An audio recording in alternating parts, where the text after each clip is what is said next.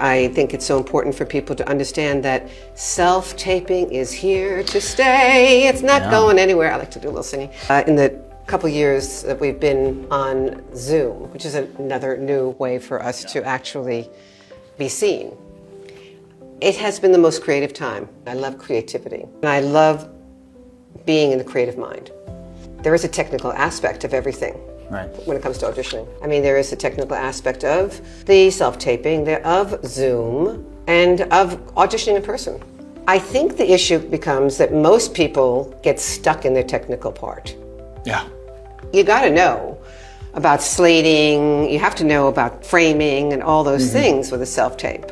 But anybody can teach that. You can read about that. Yeah. What I want people to know, that I want to share, is I want them to know that it can be fun, you know, that it can be creative. So that it's a way of somehow marrying up those things that you have to think about and then not forgetting why you're there and doing it. How do you balance what the breakdown says with a creative life? Right. When a director or a casting director says anything to you, you have to reinterpret it to something creative.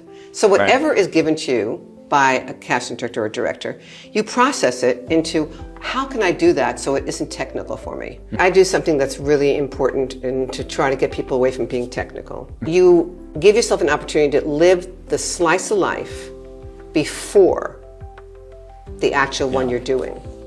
And if you do that, if you actually do that, it's going to put you in the life of the person, so you're not going to start technical. Right. If you're really living the life before you come into the room, if you're really living the life improvisationally before you do the self-tape, if you're really living in the life when you're waiting in the waiting room of the Zoom world, and you bring that in, you have filled up that balloon halfway, then you will not be in your head about the critical parent and the fearful child. You won't give it room, because it's too creative. Yeah. Truth follows truth.